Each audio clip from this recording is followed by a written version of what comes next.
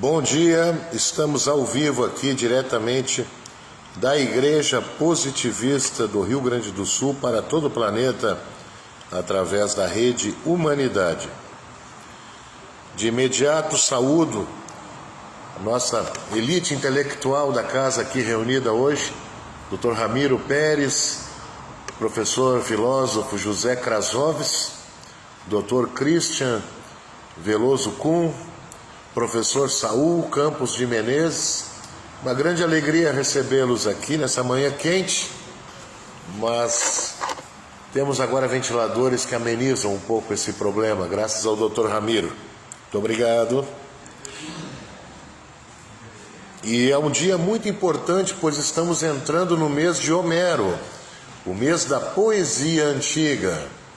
E o mês de Homero nos reserva importantes estudos. Bom dia, sejam bem-vindos. Fiquem pertinho do ventilador ali, que hoje vai ser uma manhã quente.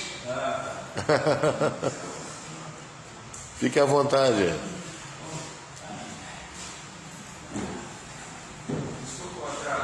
Não, que isso, estão na hora certa. E é uma alegria recebê-los. Isso aí, o irmão Álvaro já é um frequentador aqui, já veio aqui antes. E o senhor é? Danilo. Professor Danilo, uma alegria recebê-lo. O irmão Álvaro já havia falado do seu conhecimento da doutrina, do seu interesse. Aham.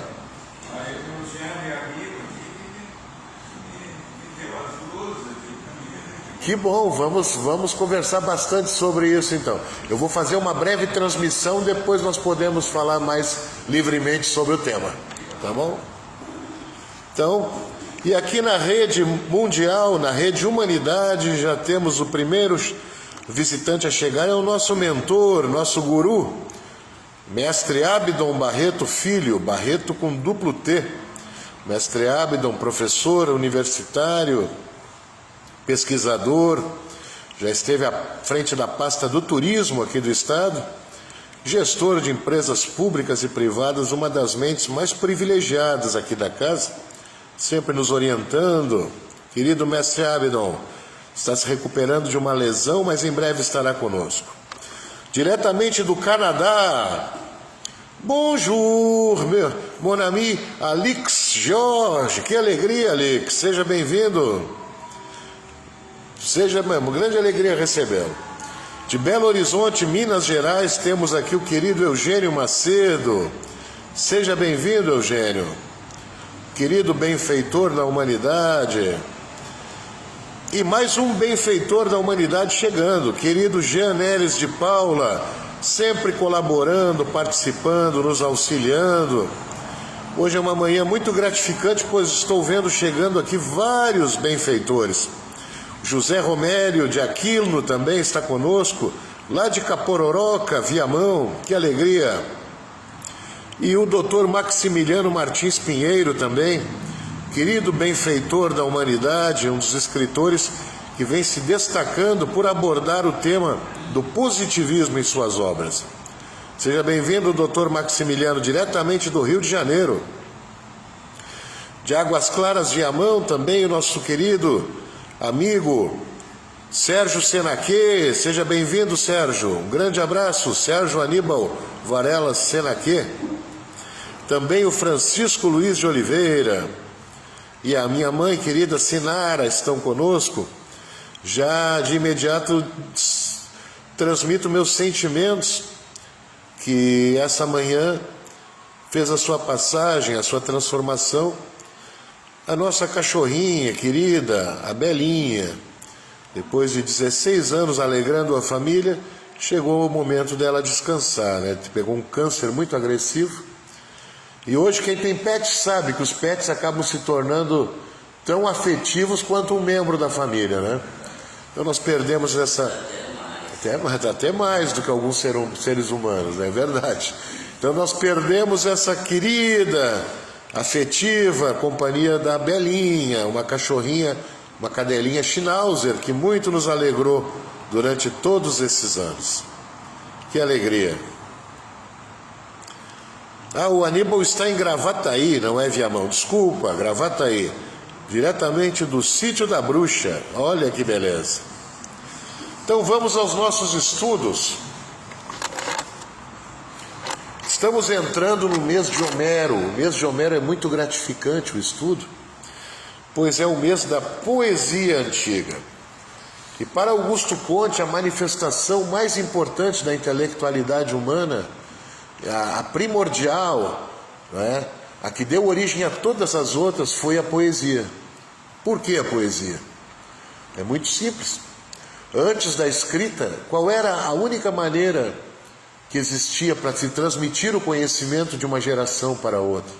Eram os versos entoados, cantados pelos bardos, né, pelos cantadores errantes, né, pelos detentores da história daquela tribo, daquela comunidade. E por milênios a história foi perpetuada através dos versos que eram decorados, passados dos mais velhos aos mais jovens, em torno das fogueiras, das reuniões, quando então era celebrada a cultura daquela comunidade, daquela sociedade, daquela civilização.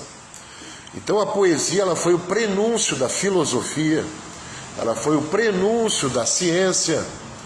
Que alegria, Dr. Felipe Zorzi, seja bem-vindo. A filosofia foi o prenúncio da ciência, o prenúncio, a poesia foi o prenúncio da filosofia, da ciência, e ela foi muito importante. E esse é o mês dedicado a Homero, o chefe do mês é o grande Homero.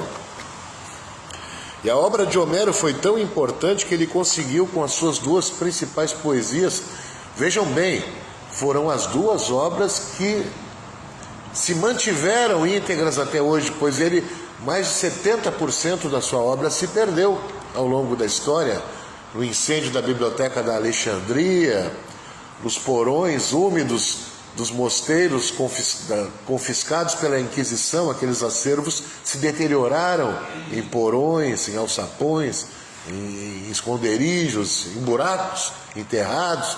Então boa parte das luzes helênicas se perderam, né, com a agressão de povos de outras culturas que destruíam a cultura vigente.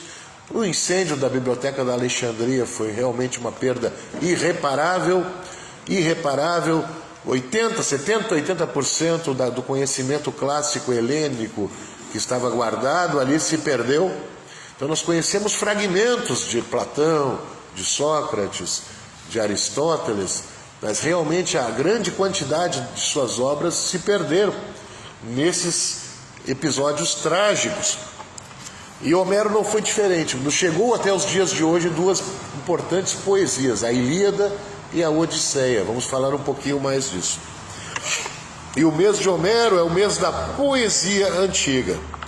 Vamos fazer um pequeno estudo sobre o mês de Homero. Esse mês, os nossos importantes antepassados são lembrados. O politeísmo militar da Grécia contra o politeísmo sacerdotal oriental, contra a teocracia estagnante da Pérsia e do Oriente. Nesse período, em torno de 800 anos antes da nossa era, houve um confronto de civilizações muito brutal. A teocracia persa, que arregimentava todos os pequenos reinos do Oriente, contra a teocracia já evoluída, grega, que não era mais sacerdotal. Isso é muito importante. Nós estudamos no primeiro mês os grandes sacerdotes das teocracias. Esse mesmo ele é dedicado à Grécia, ao mundo helênico, que foi o primeiro rompante de ideias republicanas, onde não mais a casta sacerdotal governava, não é, os oráculos, os éforos, mas sim uma casta guerreira, não é, que era transmitida de forma hierárquica para o general mais competente ou para o descendente daquele rei. Então foi um momento de muita evolução, pois não foi se submetido mais às ideias mágicas dos sacerdotes, mas sim ao prenúncio da ciência, o prenúncio do que hoje é a civilização ocidental, através da casta guerreira, hierárquica, militarizada dos gregos. E isso foi um fenômeno único que aconteceu nesse período, né? Até chegarmos à civilização da Grécia Antiga, só haviam grandes impérios religiosos. Em nossos estudos nós já falamos bastante sobre a questão dos sacerdotes. Os sacerdotes foram uma casta que ela evoluiu antes das outras. Por quê? Porque eles foram os primeiros a fazerem uma leitura mais criteriosa da natureza, da astrolatria, não é? Das adivinhações, das profecias. Eles criaram um sistema completo que explicava o mundo, explicava o natural e o sobrenatural, explicava a vida e a morte, explicava o fim e o início, não é? O começo e a destruição das civilizações, não é? No caso do cristianismo, do judaísmo, o Gênesis e o Apocalipse. Então a cultura sacerdotal ela era completa, era um método teocrático que já vinha pronto e só cabia ao fiel acreditar, né? Depois houveram adventos importantes como o dos governos militares da Grécia, que depois culminou finalmente então na Revolução Francesa, quando definitivamente a casta sacerdotal foi alijada do poder, né? Em troca do que hoje nós conhecemos como democracia, como república. É muito importante esses movimentos. Então os reinos teocráticos eram os estáveis e completos regimes religiosos. Completos porque a visão do mundo e da vida, sua teologia, cobria sempre todos os aspectos da vida social. Em outras palavras, a filosofia na teocracia era enciclopédica. Bom dia.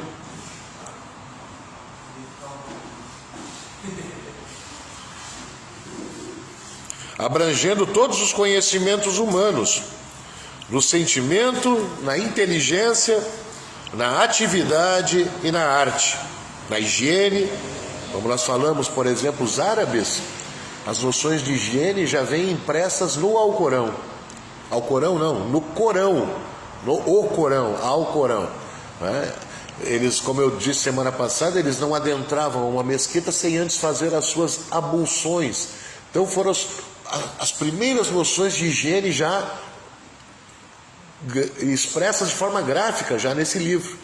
E isso ajudou muito a educar inclusive os povos europeus que não eram muito dados à higiene, ao banho. Aprenderam com os árabes e com os nossos indígenas aqui no Brasil, não é? Então,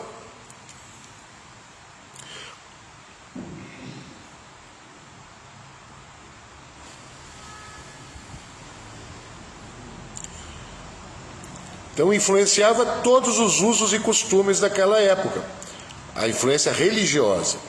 Ao evoluir da adoração concreta dos objetos, no caso do fetichismo primitivo, para a adoração abstrata, a sociedade humana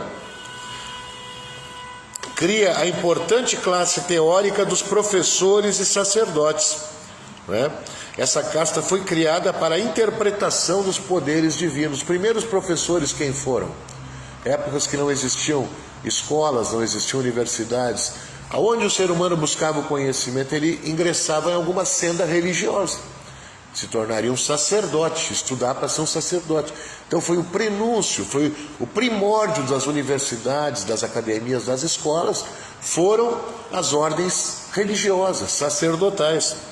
Vejam os gregos, o Antigo Egito, a Índia, os astecas, os maias, as pessoas que tinham algum conhecimento da ciência precária da época, da natureza, eram os sacerdotes, né? Da cosmologia, da astrolatria, da astronomia, né? Essa classe por todo o planeta, e ela aconteceu simultaneamente sem ter conexões, por incrível que pareça. Ao mesmo tempo que tinha uma civilização evoluída aqui na América Latina, tinha outra lá no Oriente Médio, tinha outra na África. Isso aconteceu simultaneamente e, o mais curioso, sem haver conexões entre elas, né? Aí vem muitas explicações, não é?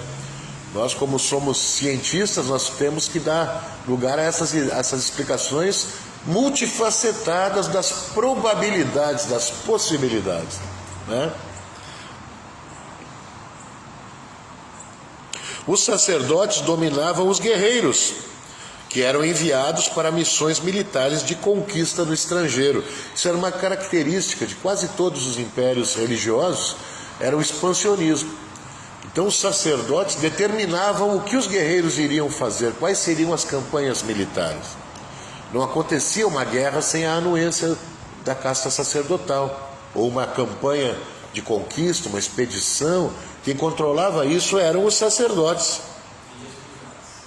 As cruzadas, um belo exemplo, né?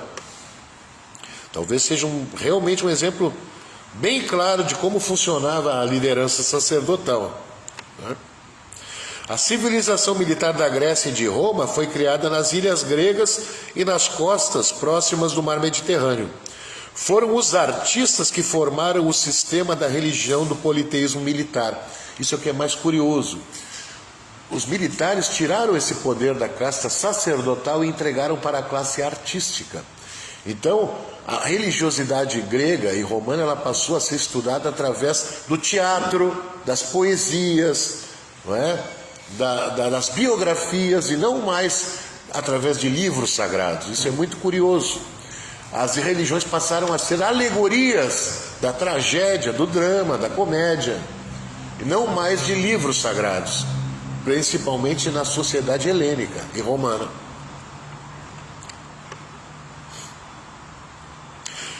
Eles criaram o ideal do heroísmo e glorificaram a guerra. Foram as artes que criaram os tipos de coragem e beleza, de sabedoria, fora da casta sacerdotal. Antes os mitos eram somente na casta sacerdotal, e graças à arte grega, os mitos, os deuses passaram para as esculturas, para os livros, para os poemas. Então a religiosidade passou a ser interpretada de outra forma, a serviço desse ufanismo belicoso, né, onde o grande guerreiro era o homem perfeito, era o homem bem sucedido, vitorioso, né? Vejam o mito de Hércules, por exemplo, né? Os guerreiros eles eram enaltecidos. Por quê? Porque precisava criar uma sociedade de guerreiros. Isso era importante. Os gregos viviam em guerra, uma comunidade com a outra, então tinha que ter uma cultura que enaltecesse os aspectos belicosos do ser humano.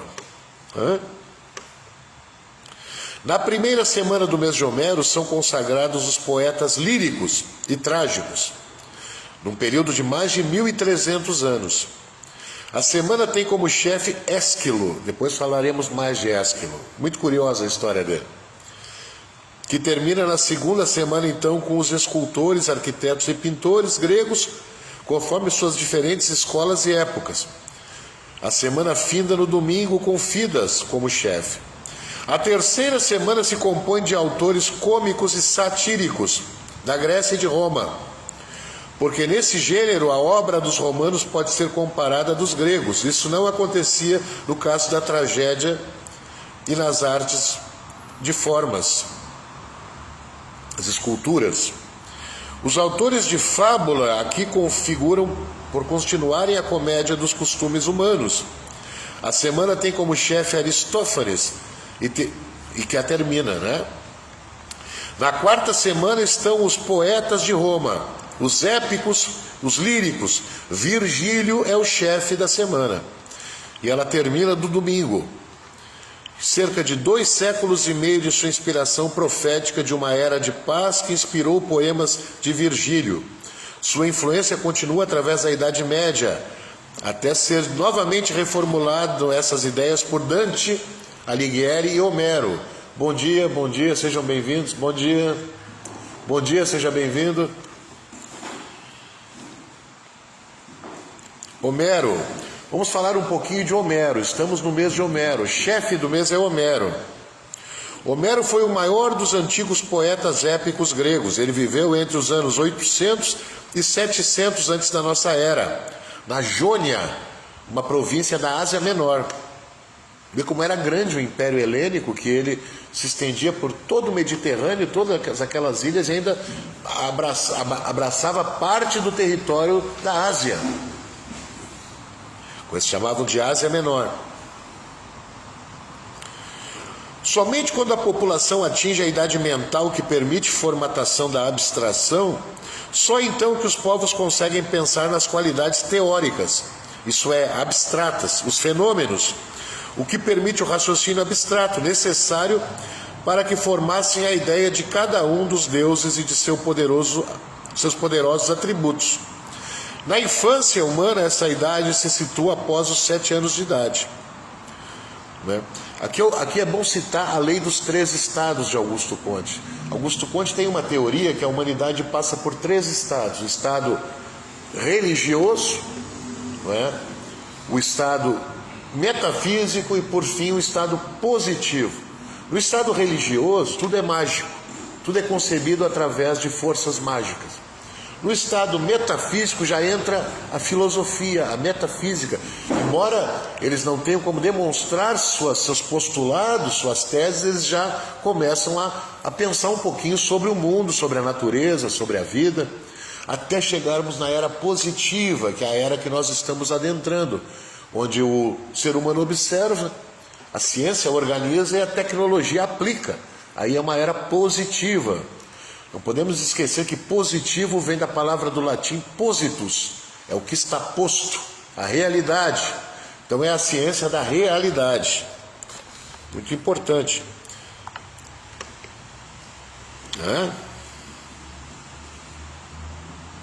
Então, nesse período, graças à abstração, os povos conseguem pensar nas qualidades teóricas abstratas dos fenômenos, que permite o raciocínio abstrato, necessário para que formassem a ideia de deuses, seus poderosos atributos. Antes disso era o toteísmo, era o fetichismo, o animismo. Foi um momento milenar, centenas de milhares de anos antes do politeísmo. A religiosidade era através de amuletos, de feitiços, de pagelanças, Muito importante. E essa é a razão de terem os deuses os mesmos nomes dos astros, como Vênus, Marte, Netuno, Júpiter.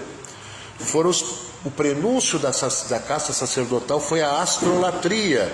Deuses copiando os nomes da natureza, dos astros, dos planetas, Formas geométricas. E os magos, feiticeiros, pajés, xamãs, druidas, bruxos, sacerdotes, só então se tornaram necessários para interpretar a vontade dos deuses, ou dos astros, ou de qualquer outra forma de quiromancia, Eles tinham oráculos para tudo, os mais diversos oráculos. Até na buchada de um bode, um sacerdote conseguia prever o futuro, uma doença ou alguma coisa auspiciosa ou não auspiciosa para aquele reino, Tinham inúmeros métodos de adivinhações. Tinha os oráculos, onde as ninfas, jovens virgens, consumiam substâncias alucinógenas e, sob o efeito daquele transe, elas aconselhavam os reis, os poetas, os líderes que fossem buscar informações daquele seleto grupo de pessoas autorizadas a frequentar um oráculo. Então a religiosidade era das formas imagináveis possíveis, Na Grécia Antiga, pela primeira vez no mundo, os homens conseguiram vencer a teocracia, quando os guerreiros tomaram o poder político, com o fim da casta sacerdotal. Foi um passo muito importante na redução progressiva do poder mental e moral das crenças e dos sacerdotes sobre os humanos. A divulgação das narrativas religiosas passou a ser feita sempre pelos artistas, que se tornaram os comunicadores da época. A pregação religiosa não era mais feita por líderes religiosos, sim pelos artistas, contando simplesmente a história, a mitologia através da arte, como eu disse antes, das esculturas, dos livros, dos poemas, das peças teatrais. Então essa foi a era de Homero. Alguns eram poetas criadores, outros repetiam os cantos conhecidos e faziam adaptações. A unidade dos poemas nos faz crer que um desses bardos criou a história do núcleo da poesia, e esse grande bardo foi chamado de Homero. Até hoje é questionado se Homero foi uma pessoa ou se ele foi uma escola de bardos que sintetizou aquele conhecimento mitológico desde os tempos arcaicos, dos acádios, antes da invenção da escrita, como eu falei, que eram transmitidos de forma oral. Talvez Homero tenha sido simplesmente a compilação desses textos orais por muitos pensadores, não somente um, porque é uma obra muito difícil de um ser humano realizar sozinho. Escrever sozinho a Ilíada e a Odisseia realmente seria muito difícil, né? Por todo o conhecimento contido, inclusive de geografia. Antes de estudos paleontológicos, eles descobriram a localização de Troia através dos relatos de Homero na obra Ilíada, né? Então vejam que importante. Homero nos fornece a chave para entrar no mundo grego. Seu ideal religioso, sua moral, domina todas as concepções que ele descreve. Esse texto foi criado pelo já falecido líder religioso do Rio de Janeiro, foi meu mestre, tive a alegria de conhecê-lo pessoalmente, ele me orientou, me enviou livros, esse aqui é um deles que ele me enviou de presente, isso na década de 90, no início dos anos 2000, o mestre Ângelo Torres, e já fez sua transformação, mas ajudou muito a nossa congregação, nos orientando, nos passando todo esse conhecimento, né? Vamos fazer a leitura dos chefes da semana, da primeira semana do mês de Homero. Dia 1º é Hesíodo. Hesíodo é importantíssimo, ele é tido como o primeiro escritor do Ocidente. E a obra de Hesíodo, ela se difere por ela se tornar um manual prático da vida no mundo helênico. Ele fala de astronomia, de agricultura, de moral, de psicologia, de educação. E pela primeira vez ele coloca na primeira pessoa alguém que vai percorrendo todas essas regiões do conhecimento, traduzindo como se fosse um pai ensinando ao seu filho. E essa obra se chama O Trabalho e os Dias. Ela é muito bonita e ela é tida como o primeiro livro do Ocidente. Depois temos Tirteu. Tirteu foi o grande poeta das guerras, das epopeias militares. Assinem o nosso livro de presença, por favor, antes de sair. Nos dê a honra. Né? Depois nós temos Anacreonte. Anacreonte foi importantíssimo. Né? Tem aquela frase de Anacreonte que ele diz: homem, te converta naquilo que és. É muito importante. Depois temos Píndaro. Píndaro, ele foi um poeta do hedonismo, do niilismo, da luxúria, não é? Dos prazeres, do vinho, dos delírios. Depois nós temos Sófocles, um grande pensador também. Depois Teócrito. Teócrito foi um grande teórico, legislador também. Depois temos o chefe da semana, Ésquilo. Vamos falar um pouquinho de Ésquilo. Ésquilo é uma história muito curiosa, né? Em grego, Asquilius ou Elísios, né? Ele nasceu, pode ser também uma aproximação do nome do local onde ele nasceu. Ele nasceu em Eleusis, em 524 antes da nossa era, e morreu em Gela, em 455 antes da nossa era. Ele foi um dramaturgo reconhecido frequentemente como o pai da tragédia. É o maior e o mais antigo dos 3 trágicos gregos, cujas peças ainda existem.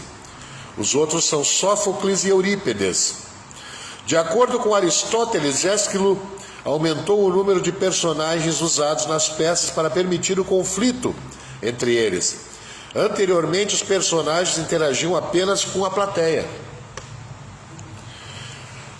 Apenas 7 de um total estimado em 79 peças, vejam bem, somente 7 das 79 peças feitas pelo autor sobreviveram à modernidade. Uma dessas, Prometeu Acorrentado, foi uma das 7 peças de Ésquilo. Muito importante, ela conta a história do semideus Prometeu, não é? Que roubou o fogo do Olimpo e entregou aos homens, e por conta disso ele foi condenado a ser devorado, a ter seu fígado devorado por um abutre dia após dia. Seu fígado se regenerava todo dia para que o abutre voltasse e comesse novamente. Não deixa de ser uma alegoria ao sofrimento humano terrestre, da vida, do trabalho, das provações humanas. É muito bonita a história de Prometeu. né? Pelo menos uma das obras de Ésquilo foi influenciada pela invasão persa na Grécia, ocorrida durante sua vida. Na sua peça, os persas continuam sendo uma grande fonte de informação sobre esse período da história grega.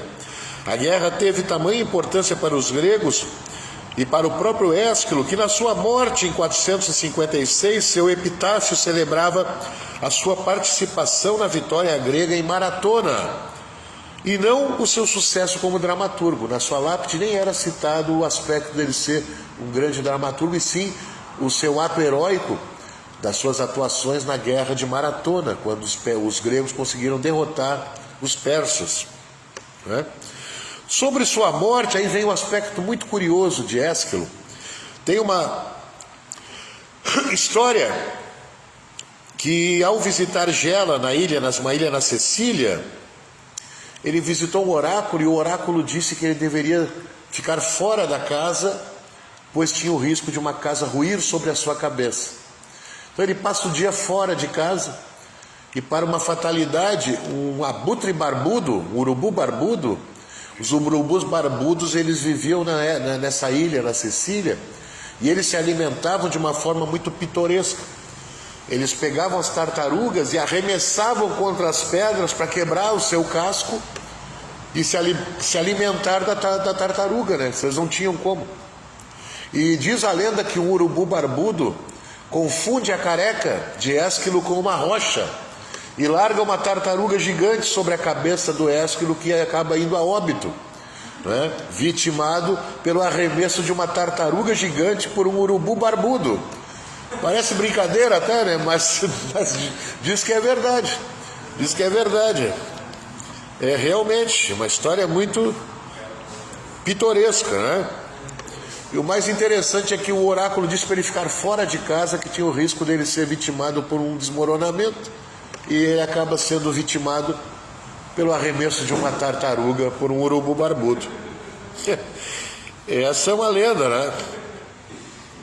E que foi o próprio Aristóteles que relatou, diz que foi um momento surreal da sua história, quando ele é obrigado a relatar, quase que com uma ironia, esse episódio de Ésquilo, né? Justamente porque ele havia tido profetizado que ele ia morrer pelo desmoronamento de uma casa. A tartaruga provavelmente não tenha quebrado, né? Teve que ser arremessada contra outra rocha, né? Que acho que a careca humana é mais macia que uma tartaruga, né? Tanto é que levou o Ésquilo à morte, né? Então, essa é a trágica história, mas também muito honrosa história de Ésquilo, um dos maiores dramaturgos e poetas gregos. Esse foi o nosso estudo do calendário. Deixa eu dar uma atenção aqui para a Rede Humanidade. Muitas pessoas chegando hoje. Recebemos a Rosa Helena Westphalen, e ao ver a Rosa Helena eu já faço um agradecimento. Essa semana recebemos a doação da biblioteca do Paulo Antônio Westphalen, o filho de Moisés Westphalen, que foi um dos guardiões aqui dessa casa. Livros importantíssimos foram doados, inclusive um deles eu vou mostrar depois, aqui, deixa eu ver se eu consigo abrir aqui. Eu vou mostrar um dos livros que foi doado.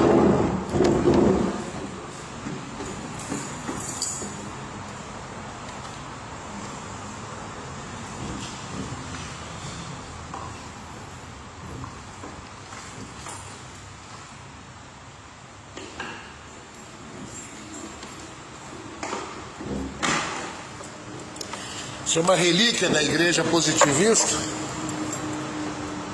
Esse livro aqui, Os Dois Apóstolos, que conta detalhadamente a história da amizade e do trabalho de Raimundo Teixeira Mendes e Miguel Lemos, dois grandes intelectuais, os principais apóstolos da humanidade. Então agradeço a família Westphalen, que nos doou centenas de livros. Nossa sala está abarrotada, precisamos otimizar nossa lojinha, inclusive já estamos recrutando voluntários para a organização da lojinha. Isso aí pode ser uma missão bem prazerosa, porque manusear essas obras é algo realmente muito engrandecedor. Então, agradeço a família Westphalen e ao Paulo Antônio Westphalen pelo desprendimento, pelo desapego, a generosidade de doar essa acervo aqui para a igreja. Com certeza, se fosse comercializado como relíquias literárias, poderia render alguns milhares de reais. E ele preferiu doar aqui para a igreja num ato de altruísmo e de realmente demonstração do seu apreço pelo trabalho do apostolado positivista. Muito obrigado. Obrigado, Rosa Helena, por ter feito o contato. Destaco também a presença da querida Sandra Fernandes e do Hernani Gomes da Costa. Queridos apóstolos da humanidade, excelente. Hernani tem nos ajudado muito, muito, nas nossas campanhas, nos nossos estudos. O Homero chamava Zeus de pai em um de seus hinos. Veja essa cultura de chamar Deus de pai. O primeiro a realizar isso foi o próprio Homero. Em um de seus hinos religiosos ele chama Zeus de pai. Essa prática foi copiada pelo judaísmo, pelo cristianismo, pelo islamismo, por todas as outras doutrinas ocidentais. Saúdo a professora Jovelina Drum. Querida professora, seja bem-vinda. Olha, a professora falou uma coisa interessante. O casco, ele é a casa da tartaruga. Então, na verdade, ele foi morto por uma casa que caiu na sua cabeça. Não, a professora desvendou a profecia, o mistério. Se ele soubesse interpretar, ele não ficaria embaixo dos urubus barbudos que carregavam as tartarugas. Foi morto por uma casa. Professora Jovelina, genial, como sempre aqui, né? Na sua interpretação da profecia da morte de Ésquilo. Não é? Saúdo a presença também aqui, muitas pessoas queridas. Jean Neres, sempre com suas colocações importantes. Poesia é a criatividade, criticidade e talento, combinação de emoção e razão por meio da linguagem e da imaginação. Muito bonito, Jean. Bonita a tua frase. Temos a presença também da Jana Rimberg aqui conosco, muitas pessoas queridas chegando. O Hernani Gomes da Costa, a Sandra, o Juliano Paz Dornelles. Vamos agora ao estudo da prédica, sempre reverenciando a nossa querida Mãe Humanidade, que nos orienta, nos guia, nos sustenta, elevando nossos corações e mentes aos patamares mais aperfeiçoados da ética e da moral de nossa civilização. Ó Virgem Mãe, filha do teu Filho, a ti mais do que a nós mesmos. O amor por princípio e a ordem por base, o progresso por fim. Vamos então ao estudo do Catecismo Positivista.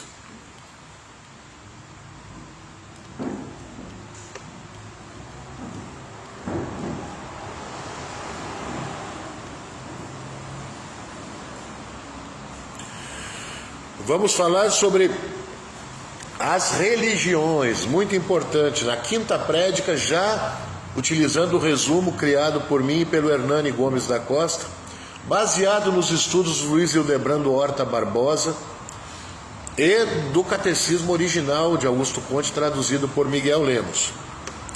As religiões são tentativas de explicar o mundo e o homem. A fé positiva não busca o porquê, mas sim o como.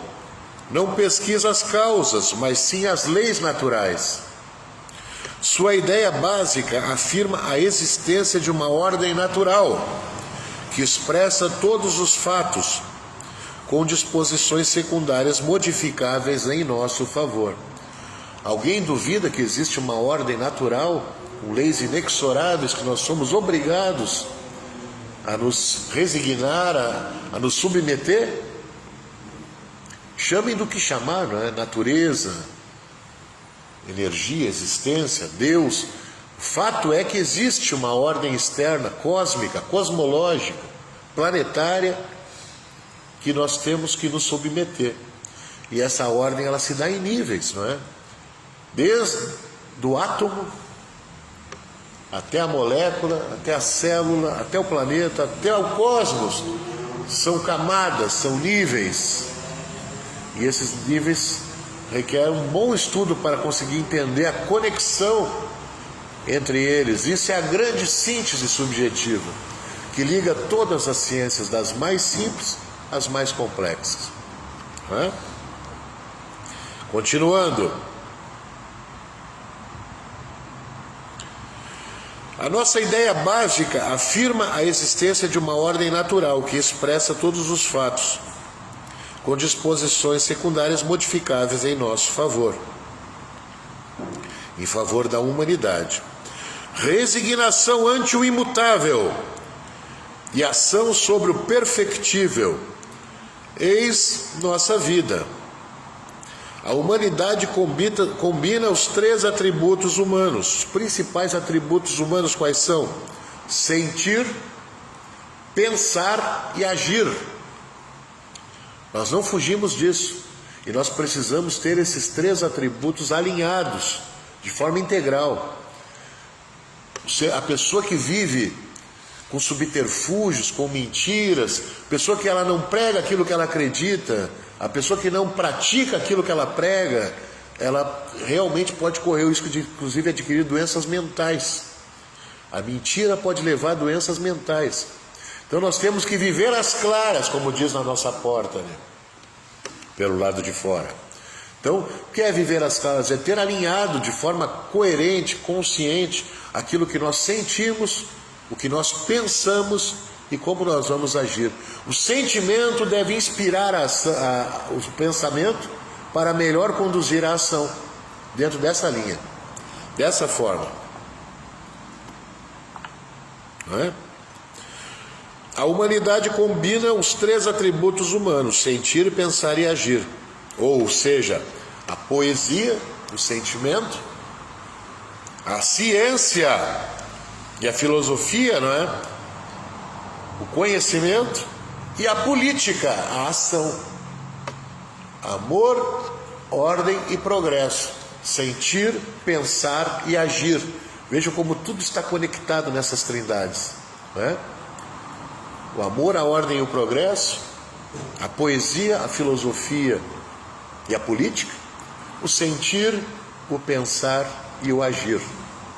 Se nós realmente praticarmos esses atributos de forma integral, nós temos chance de atingirmos a iluminação, buscarmos o nosso desenvolvimento afetivo, intelectual e material. Essa foi a leitura do resumo do Catecismo Positivista deste domingo. Muito importante. Vou fazer agora alguns comunicados. Hoje é um dia importante para os católicos, para os afro-umbandistas, pois é dia de Nossa Senhora dos Navegantes, né?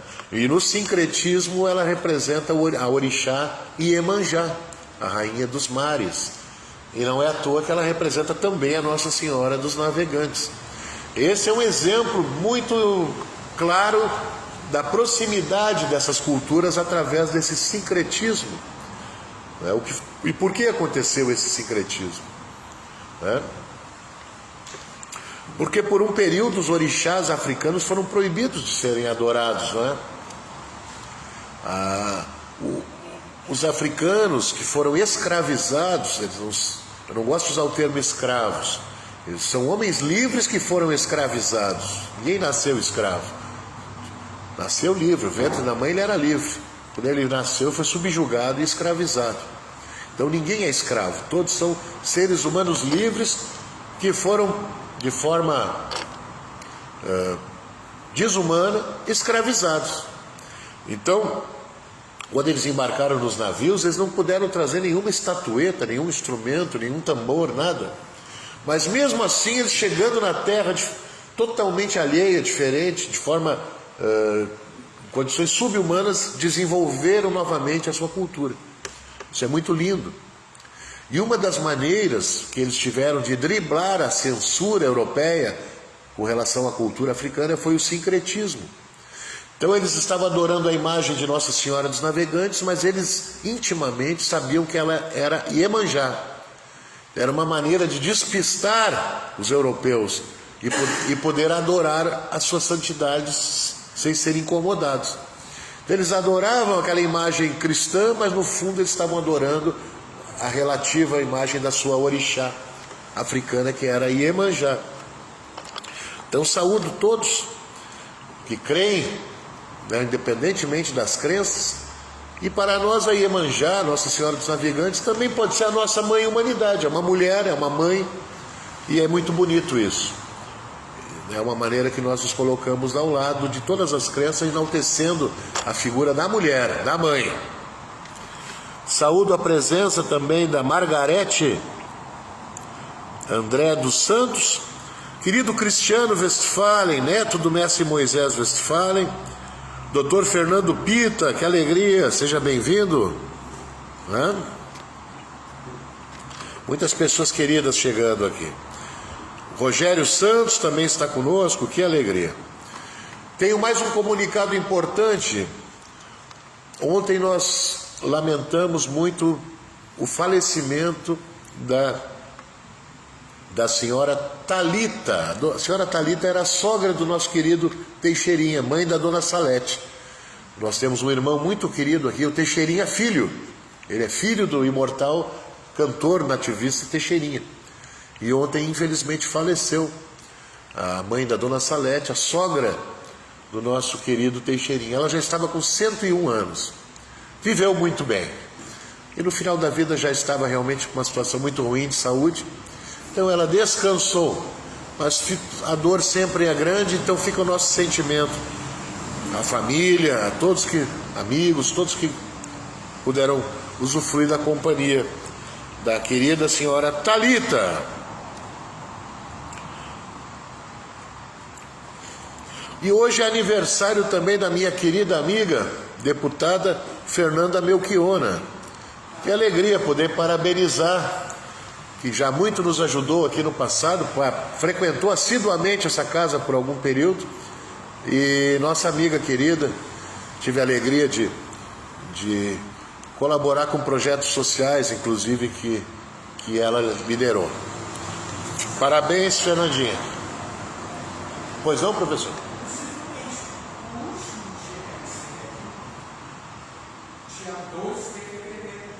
Era no dia do aniversário dela, ela veio e almoçou conosco ainda, né? Exatamente. Almoçamos junto aqui do lado, no restaurante do nosso falecido querido Marcos. Né? Exatamente. O professor então estava junto, lembra bem, né? É isso aí. Já faz um tempo. O mestre Capelli estava junto, inclusive, né? E ela era uma jovem postulante a vereadora de Porto Alegre. Querida Fernanda Melchior. Então fica nossos parabéns, Fernandinha. Estamos chegando ao final da nossa prédica. Agradeço imensamente a presença de todos vocês. E eu gostaria de convidar o Dr. Christian Veloso Kuhn para falar um pouquinho do projeto da Confraria do Pensamento Livre e das palestras muito importantes que teremos pela frente em breve. E o Dr. Christian, um dos idealizadores desse projeto, não é? Que começou com uma parceria nossa, visitando o seu núcleo de estudos, e agora realmente está saindo do papel, estamos concretizando essa ideia. Quero que o professor Christian fale um pouquinho do projeto da Confraria do Pensamento Livre, um nome inspirado nas ideias do nosso querido grão-mestre Antônio César Celente, que está morando em Capão da Canoa, mas faremos questão de trazê-lo para a inauguração, para a estreia das palestras. Passa a palavra ao Dr. Christian.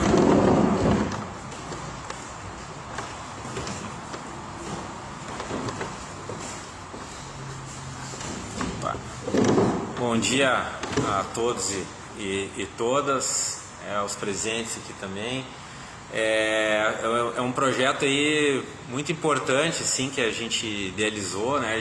Inicialmente a gente fazia sobre a forma de um grupo de estudos, né? Num grupo que nós tínhamos, eu e o meu querido amigo aqui, Felipe Zores. É um grupo que nós temos ainda, né? E a gente começou fazendo sobre a forma de grupos de estudos, trazia temas, né? Às vezes produzia alguns textos assim curtos para o pessoal, para a gente discutir internamente, né, esses temas. E a gente teve a ideia de transformar isso em palestras, né? Antes era eu e o Zores que conduzíamos, né, os temas. E a gente pensou, quem sabe a gente começa a trazer pessoas assim para falar sobre temas, né, que daí tu tem especialistas de fato que podem aprofundar, né?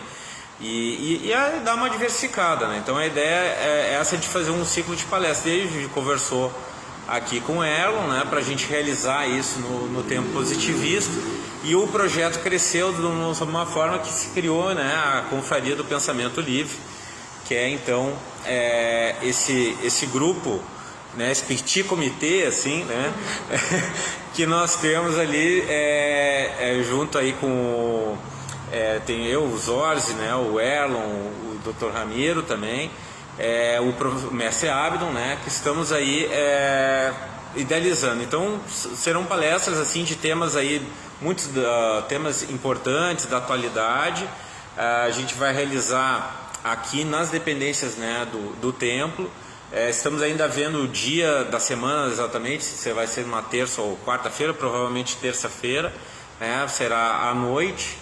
E a ideia então é que a gente possa trazer pessoas aqui, algumas pessoas bastante conhecidas, né? A gente vai buscar, né, trazer pessoas assim com bastante conteúdo e respeitando aqui as ideias, né, do positivismo, né? De pessoas assim que tenham um baseamento científico, né? Que enfim não sejam meras opiniões, né? Mas que tenham um embasamento, assim, para que a gente possa discutir esses temas com a profundidade necessária, né?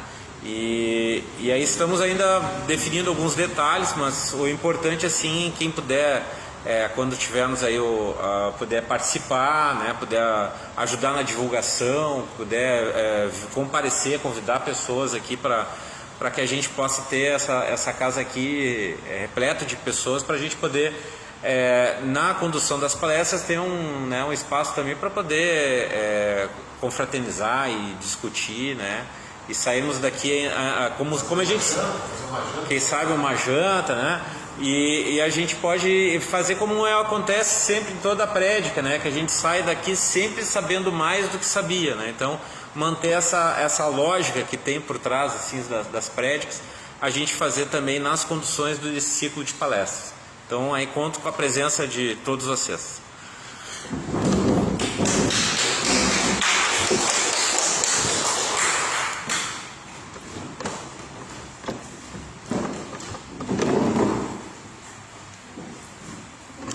Então, agradecendo a presença de todos, mais alguém quer fazer uso da palavra? Doutor Ramiro, por favor.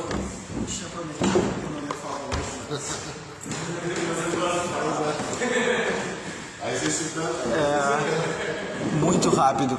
É só porque são coincidências demais, às vezes é bom compartilhar. Hoje, então, é 2 de fevereiro, dia de Nossa Senhora dos Navegantes. Uma homenagem a Iemanjá, mas também a todos os navegantes, a esses que singraram os mares, são os precursores dos futuros astronautas. Um dos principais deles, um dos grandes heróis navegantes da literatura ocidental é justamente Odisseu, Ulisses, é o grande herói de Homero, o chefe do nosso mês. Tá. Inclusive, em homenagem a ele, segundo os portugueses, veio o nome de Lisboa, Ulisses Pona. Não é, na verdade, Ulisses nunca esteve lá, obviamente, Ulisses é uma figura mítica, mas os portugueses gostavam de comentar isso, Fernando Pessoa comenta isso. Mas também Atenas, não é? Ulisses sempre é muito comemorado em Atenas, porque Atenas foi um império baseado no mar, uma tessalocracia. Mas eu não comento isso por causa Ulisses era o ardiloso, não é? Ele é o autor do Cavalo de Troia, não é? E ele fica 20 anos fora de casa, 10 desses perdido, enganando os ciclopes, a feiticeira Circe, etc. Tá? Então ele era um herói meio dúbio para os atenienses, ele era alguém arguto, não é? Ulisses o arguto, ele era o esperto, tá? Muito corajoso também. Mas ele não era como o Aquiles, que é o arquétipo da coragem. Mas ele é o da esperteza. Mas para mim a passagem mais bonita sobre Ulisses na Odisseia está no fim da Odisseia, é quando ele recém retorna a Ítaca, tá? Depois de 20 anos, tá? E está disfarçado. Ninguém reconhece ele, o filho dele, Telêmaco, não reconhece, a esposa Penélope não reconhece, os ajudantes, colegas dele não reconhecem, só um reconhece ele. É Argos, o cachorro de Ulisses, o cão de Ulisses. O filhotinho que Ulisses tinha ajudado a nascer, que tinha ajudado a criar, que ele ensinou a caçar, tá? E que agora é um cachorro velho que está doente e prestes a falecer. A última coisa que o Argos faz antes de falecer é balançar o rabinho, reconhecer Ulisses, tá? E morre. E a única vez que Ulisses chora na Odisseia é essa. Ele só derrama uma lágrima pelo Argos, porque ele não pode permitir expressar a comoção. Os gregos não tinham problema com expressar a emoção, mas ele não podia naquele momento expressar a emoção, porque senão ele ia entregar o disfarce. Então ele só derrama uma lágrima seca e segue a Odisseia. E eu só comento isso para meus sentimentos, meus pêsames pela transformação da Belinha ao Erlon e a sua mãe Sinara. Obrigado.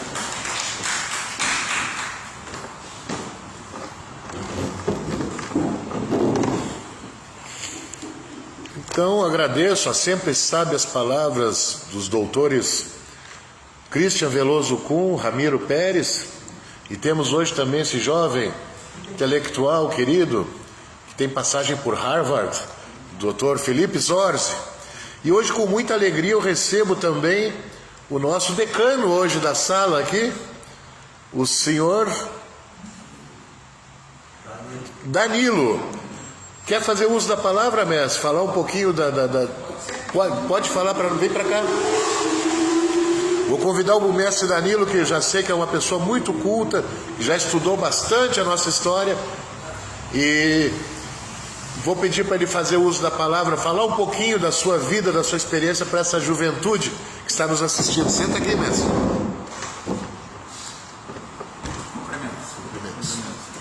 Fica à vontade.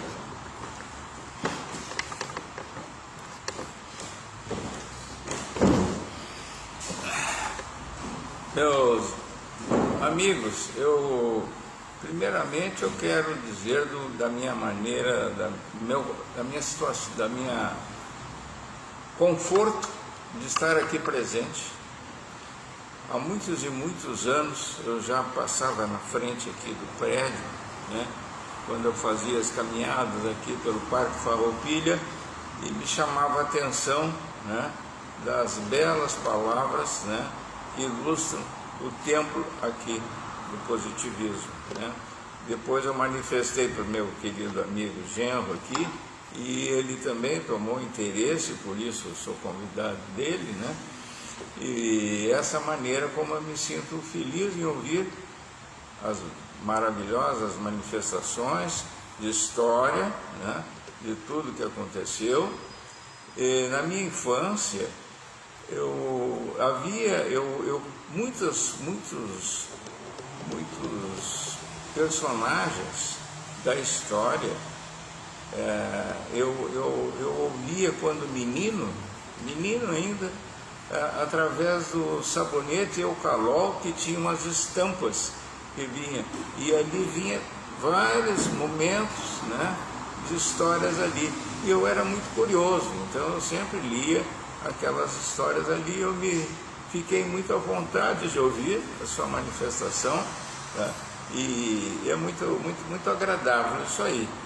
Além de a gente, na nossa vida profissional, também temos uma mensagem, uma bandeira na nossa vida, né, de amor e fraternidade, que nós aprendemos em toda a nossa existência. Então, o nosso amigo, o querido Genro Álvaro, sabe disso, né? E que nós pregamos isso na nossa família, né? E na nossa família e nos nossos amigos, né? Então, por isso é que essa casa aqui abriu as portas aqui, e eu, com todo prazer, eu aqui entrei, né? Não conhecia tudo que eu ouvi, né? E fiquei muito satisfeito, tá, em sentir muitas e muitas coisas que os bancos escolares também me deram conhecimento, né? Principalmente a poesia, porque eu sempre gostei muito de poesia. Eu sou um adepto do Luís de Camões, né, nos Lusíadas, né? Várias oportunidades eu tenho manifestado, às vezes eu não sei de cor todo o texto, porque é muito longo, né? Mas eu tenho, né, No meu vestibular da faculdade também,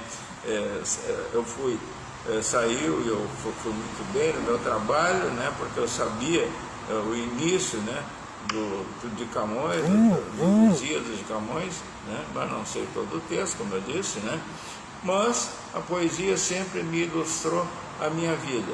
Eu sempre me senti muito mais humano, sabendo de pessoas maravilhosas que ilustraram a história da nossa vida, da nossa língua, né, principalmente, né, nossa língua portuguesa.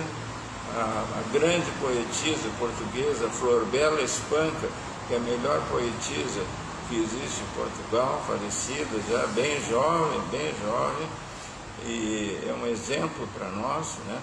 E que ela sempre me deu muito calor, muito carinho nas suas palavras, nos seus pensamentos e nas suas mensagens. Então eu quero saudar aqui os presentes, na pessoa do nosso companheiro, nosso amigo, né? Cumprimentá-lo, tá? E ratificar que eu realmente me sinto muito à vontade, né? E espero em outras oportunidades aqui estar presente. Cumprimentos, palavra para todos, fiquem à vontade, fiquem tranquilos. Obrigado. Obrigado, senhor Daniel. Obrigado pelas belíssimas palavras. Aí, prontinho. Você merece. Obrigado.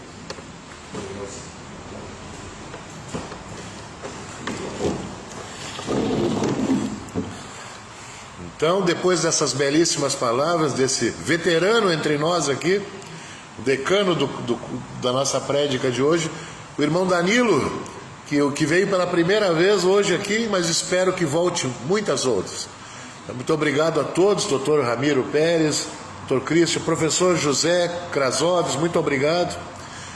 Querido Álvaro também, irmão Danilo, Felipe Jorge, doutor Felipe, professor Saul Campos de Menezes, que trouxe hoje uma doação de livros belíssima, uma coleção da história da civilização do Oriente Médio, do mundo helênico, pérolas, preciosidades ele nos trouxe hoje, que já foram, verdade, né, professor? Já foram para a nossa biblioteca, juntamente com as relíquias doadas pela família Westphalen, pelo querido irmão Paulo Antônio Westphalen. Então, essa semana enriquecemos muito nosso acervo literário aqui no Templo Positivista. Então faço mais uma vez o nosso apelo de sempre, importante, é um assunto que eu não me sinto muito confortável de falar, mas é necessário. Todas as nossas atividades aqui são gratuitas, nós não cobramos pela visita guiada, pelas palestras, pela prédica, temos espaços de confraternização, temos nosso jardim, temos nossa sala de atividades físicas, mas tudo isso demanda custo, investimento, manutenção. Temos despesas contábeis, jurídicas, né, e taxas, temos luz, temos taxa de lixo, água. Então, quem puder colaborar com a casa, nós temos o Pix Positivo, que é o nosso CNPJ. Está amplamente divulgado aqui na casa, na nossa programação visual e também na rede. Então façam como os benfeitores e benfeitoras da humanidade que estão aqui presentes hoje. Colaborem com as campanhas da Igreja Positivista, seja com o Pix Positivo, seja doando livros como o Mestre Saul, né? Como o Dr. Ramiro, como o Dr. Cristian, o professor José, sempre nos ajudando. Então façam a sua parte, colaborem com o Templo Positivista, assim como o Dr. Felipe sempre colabora. Então, por hoje era isso, um bom final de domingo a todos. Vamos para o nosso momento musical. Hoje preparei uma peça especial em função da data. E a música é a mais sublime das artes. Então eu peço que todos, no silêncio de suas meditações, busquem as soluções e as respostas para todos os seus conflitos, suas angústias, seus problemas, através da nossa meditação, da nossa reflexão, que nós temos condição de solucionar boa parte dos problemas com a nossa inteligência, com a nossa iluminação. Vamos ao momento musical. Obrigado aos que estiveram aqui na Rede Humanidade esse domingo. Não foram poucos. Foi muito bem frequentada a rede hoje. E a todos que se fizeram presencialmente aqui. Muito obrigado.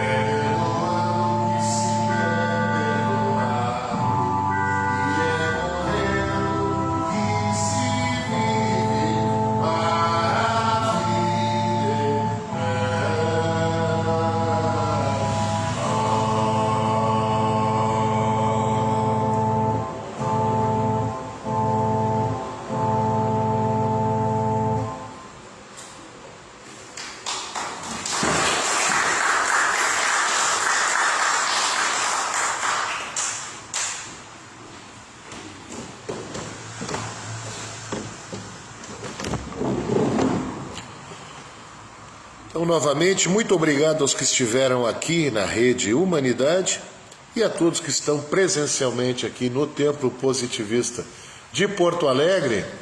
E com grande alegria saúdo um dos nossos vice-presidentes, querido irmão, meu mestre, me ensinou muito já aqui nessa casa.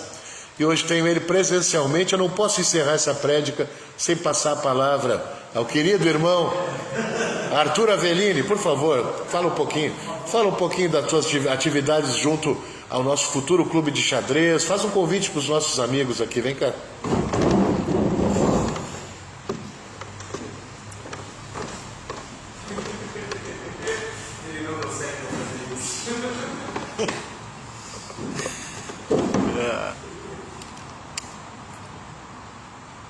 Bom dia a todos. É uma alegria muito grande, Erlon, estar aqui, né, participando. Eu não tenho conseguido vir presencialmente, mas tenho acompanhado através da internet as prédicas e é isso. Eu brevemente eu agradeço sempre a acolhida e para mim é sempre um momento de renovação, de uma motivação a mais para o início da semana, estar presente aqui nesse local que para mim é mágico, assim, e tu falaste do clube de xadrez, nós tínhamos, né, um projeto aqui no Tempo Positivista para dar aula de xadrez para crianças e adolescentes de baixa renda. Infelizmente foi interrompido pela pandemia, mas estamos aí com pensamento para renovar esse projeto e em breve estaremos em atividade novamente. E agradeço a presença de todos, agradeço pela tua compreensão comigo, pelas minhas ausências e só tenho a agradecer. Obrigado.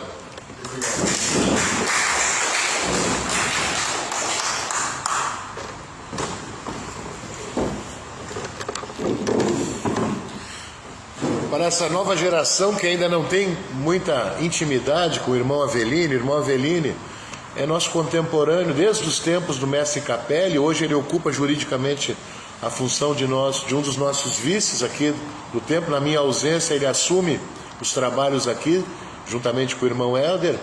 E o irmão Avellini frequentou assiduamente essa casa por muitos anos e me ensinou muito.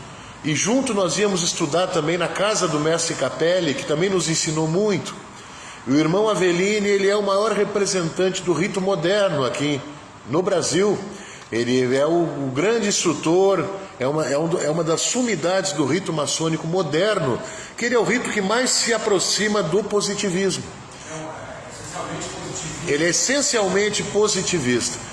E o irmão Avellini tem iniciado jovens, ergueu colunas de uma loja fundamental hoje aqui para o Grande Oriente do Brasil, a loja Salvador Allende, que ela pertence a uma rede de lojas que homenageia mundialmente o Salvador Allende. Implementamos o rito francês ou moderno no Rio Grande do Sul em 2004 com a Acácia Porto-Alegrense. Em 2004 foi instaurada a Acácia Porto-Alegrense, uma linguagem um pouco exótica para quem não é da Irmandade Maçônica, mas eu já digo que ela é a loja primaz do rito moderno aqui no estado. Desde 2004 temos oficialmente um centro de estudos do rito moderno implantado pelo irmão Avellini e outros irmãos queridos.